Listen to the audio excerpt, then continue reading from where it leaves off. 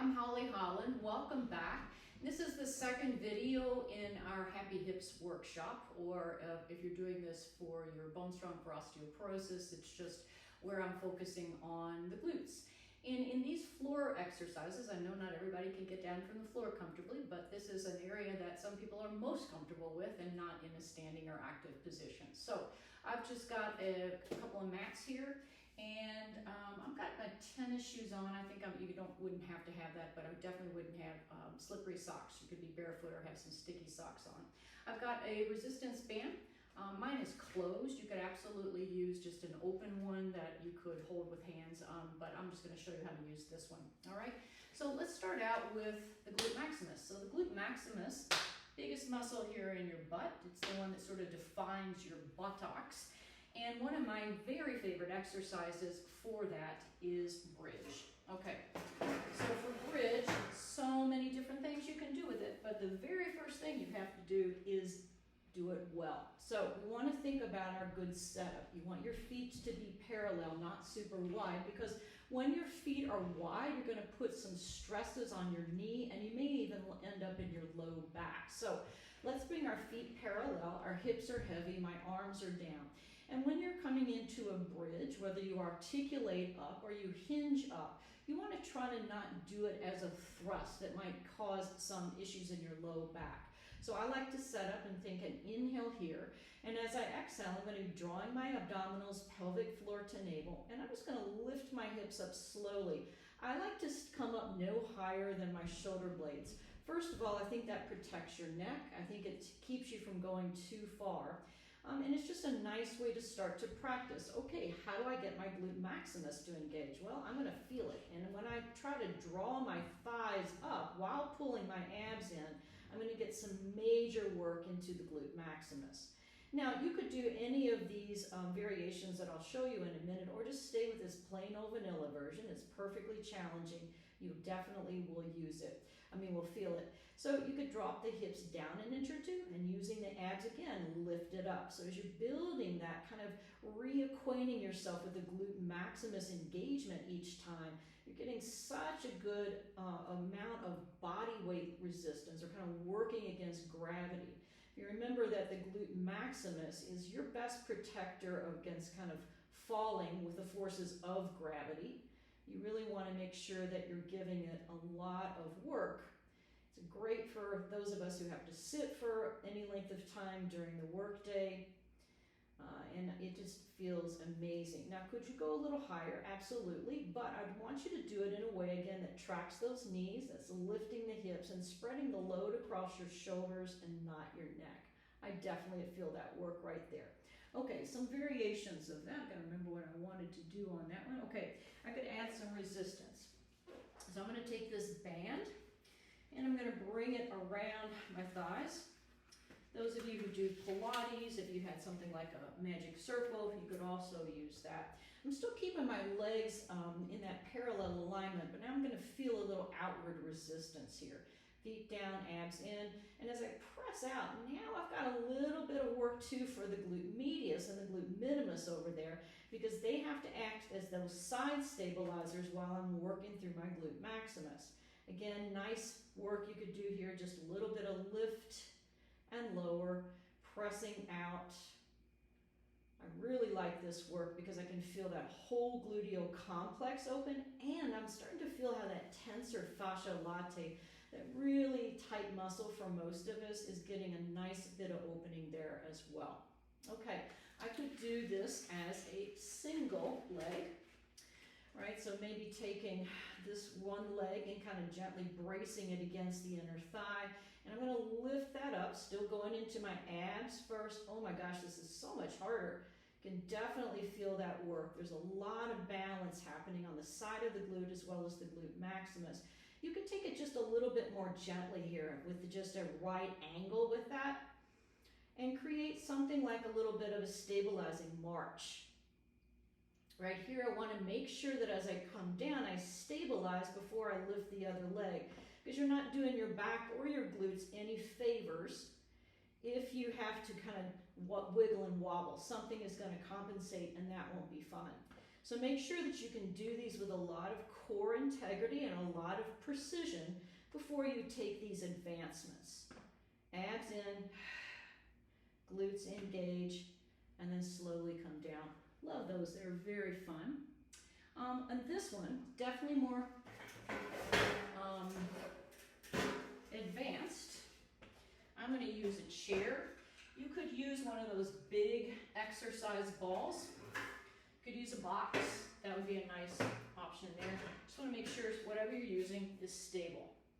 I'm going to bring my feet up on the chair. I'm still kind of getting those points of contact, engaging my abs, pulling my belly in, and then I'm just going to lift up here.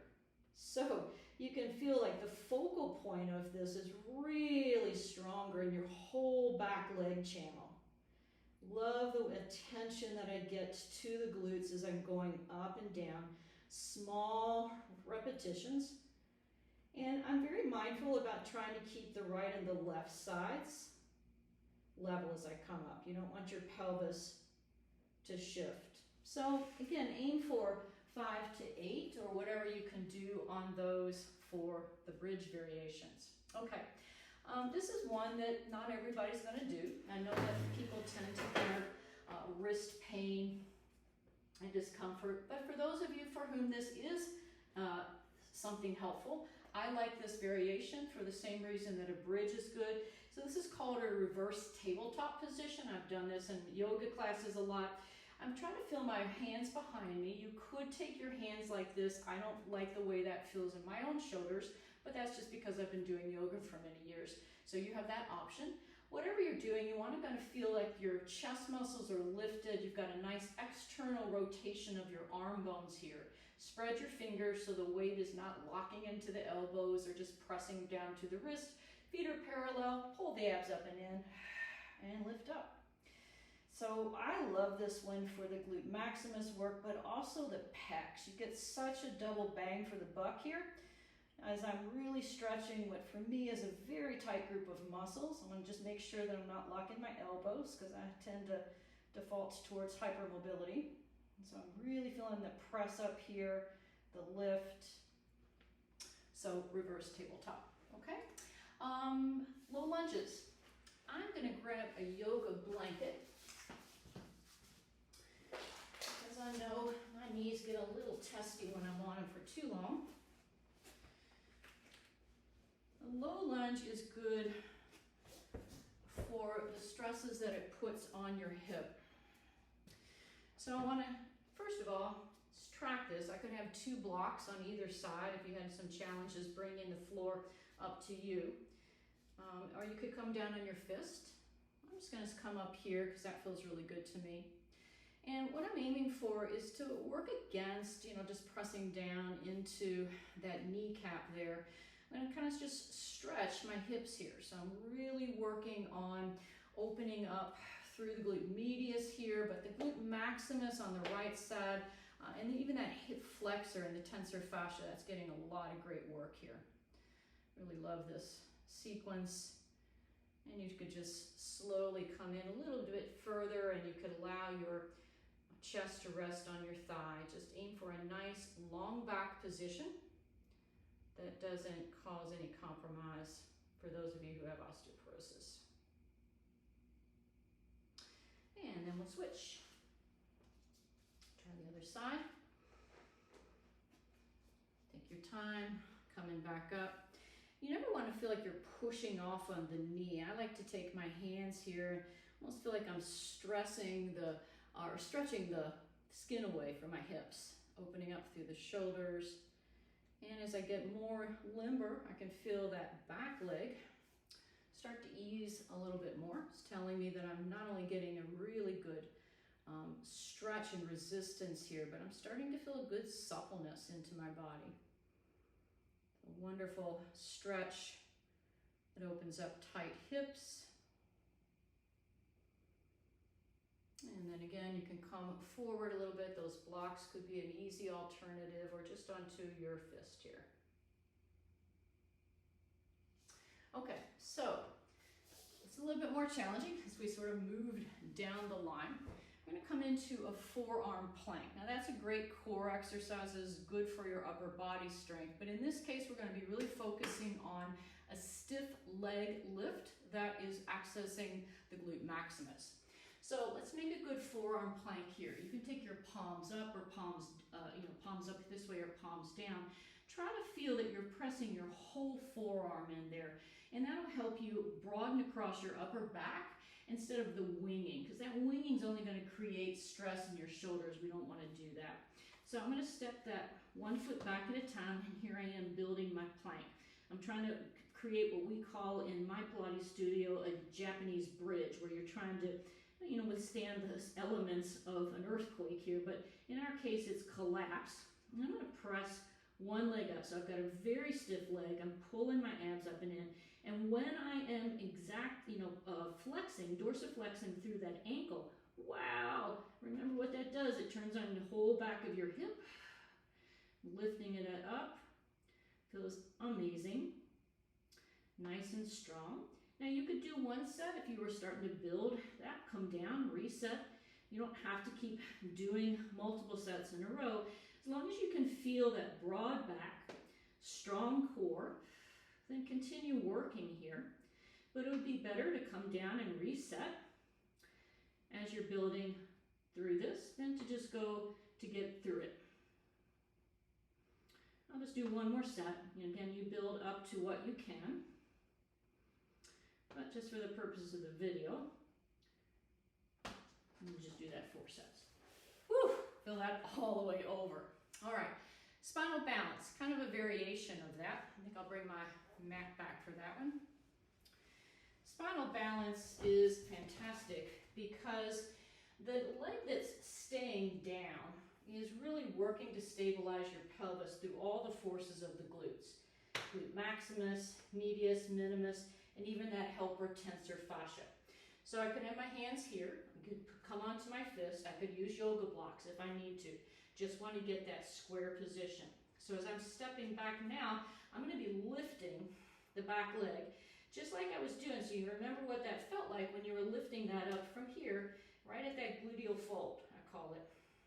There's the work in the glute maximus. Now make sure you're lifting up the abs, not arching in your low back. So I definitely don't want the leg like that or out.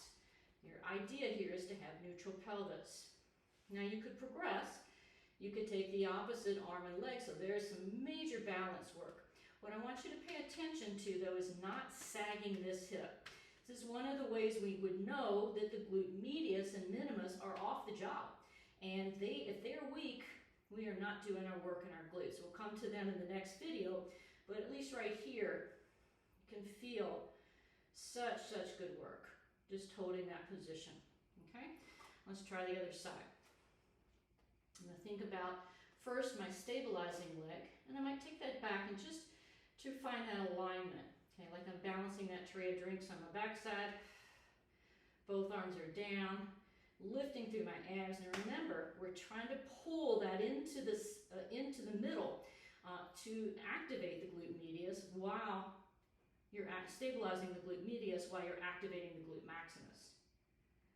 Try to feel that balance. If you can extend the opposite arm forward while still engaging your abs and really finding all the glutes in action to support you.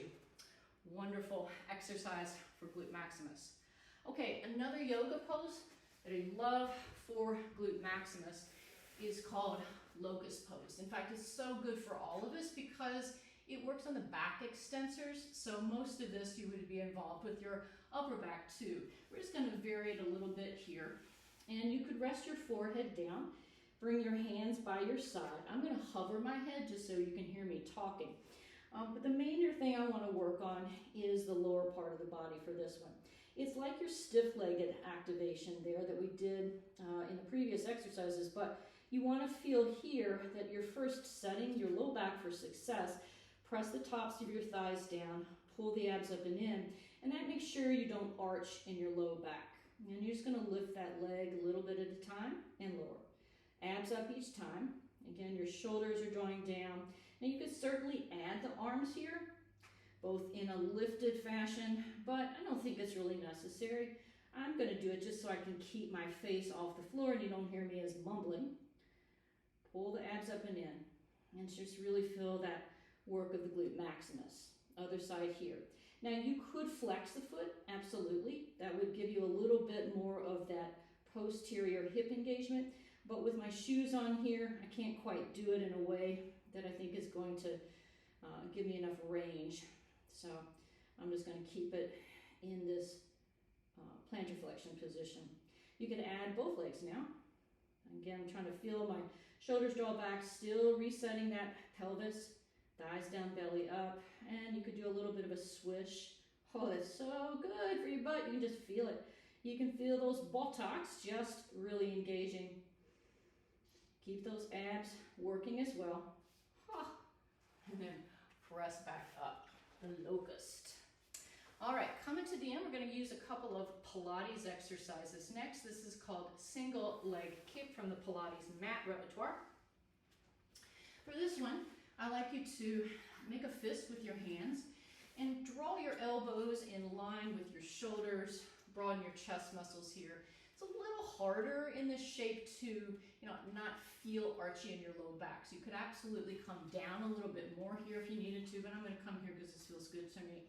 Now, I want you to think about forming that foundation of a broad upper back, and you're going to kick the leg in. Once, point, flex, and then lower. And is in once, twice, and lower. So it's very precise. You can feel the activation of the glute maximus while you're having to hold your body in that upright fashion.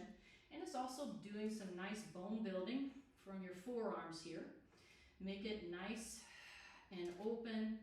Flex, kick down. Point, flex down. And let's do one more set each side. Keeping those abs in nice form. Looks easy, isn't? Okay, double leg stretch is a little, kick is a little bit more complicated. I'm going to start with my face towards you. I'm taking my index finger and my middle finger like little belt clasps, and I'm going to reach them behind me. My legs are together now. My cheek is turned to one side, and I'm trying to get my shoulders as broad and open as I can. This time I'm going to kick my legs in once, twice, 3 times. Then I'm going to extend the legs and the arms and lift my upper body before turning my cheek to the other side. Arms rest down as much as I can here. And then kick it in 1, 2, 3. Draw the abs in before you stretch the legs back to make sure that you're long in your low back. And then come back. And we'll kick it in 1, 2, 3. Abs up, stretch. And to the side. 1, 2, 3. Reach out, stretch. And one more each side. Broad here. 1, 2, 3. Abs in, legs back, and bring it in. 1, 2, 3, and stretch back. Open out. Single leg, double leg. Okie doke. Last one, I know is not going to be available to every person, but for those it is, this is a great exercise that will really help you feel the glute maximus. It's called double pigeon. So I'm going to use my yoga blanket just to elevate my hips a little bit. And it's a version of pigeon that we'll see in a bit when we get into the tensor fascia. I'm going to try to cross one leg and bring the other one on top. I know some of you are saying, forget it, can't do it. Well, you could put another blanket or a block or something to help you feel. You can get a little closer. The objective here is that I'm getting the hips into external rotation, and that's a wonderful thing for the glute maximus because that's what one of its main jobs is. Now I'm trying to bring my hands to the hips, and then I'm just going to come forward in a flat back position. I want to round at all because when I come forward, you majorly feel the piriformis, which is a hip rotator, and the glute maximus helps that process when they rotate. Because we sit so much, that for many people gets very painful. You'll hear about piriformis syndrome, and that's because the piriformis sits over the sciatic nerve, which is the longest nerve in the body, and can just, some people anatomically are much more susceptible to that. It's very, very painful. So good exercise for that, okay? Now, treat give these things a try, you know, and you also might find that, okay, 6 weeks into practicing this repertoire, this pose might become available to you. So give yourself time to open up, don't force things. These are all here to allow you to progress as you can and just work your point of control. Double pigeon, kind of wonderful, kind of love it. Good one to end with. All right, the glute maximus, our floor work. Next time we'll work on the glute medius. I'll see you then.